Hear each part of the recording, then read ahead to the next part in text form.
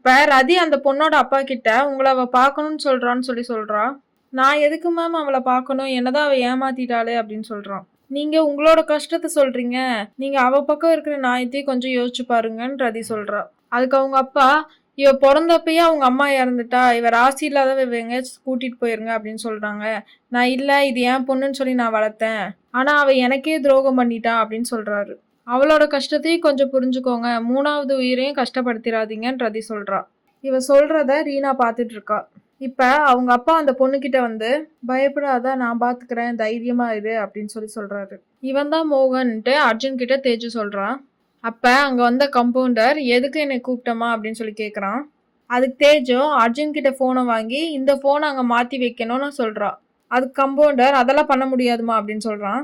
பண்ணினா நீ கேட்ட கேப் வாங்கி தரேன் அப்படின்னு தேஜு சொல்றா. அது கம்பவுண்டர் ஹை ஜாலி நான் பண்றேன் அப்படின்னு சொல்லிட்டு போனை வாங்கிட்டு ஓடுறான். இப்ப பெட்டுக்கடியில பதுங்கி கம்பவுண்டர் போயிட்டு இருக்கான். அப்ப சினிமா டாக்டரும் பெட்டுக்கடியில வந்து இங்க என்னடா பண்ணிட்டு இருக்க அப்படின்னு சொல்லி கேக்குறாரு. அப்புறம் சொல்றேன் சார் போங்க சார் ஃபர்ஸ்ட் அப்படின்னு சொல்லி துரத்துறான். இப்ப பெட்டுக்கடியில பேச்சு சத்தமா கேக்குதுன்ட்டு மோகன் குனிஞ்சு பார்க்கும்போது அந்த கம்பவுண்டர் போனை தள்ளி விட்டுறான்.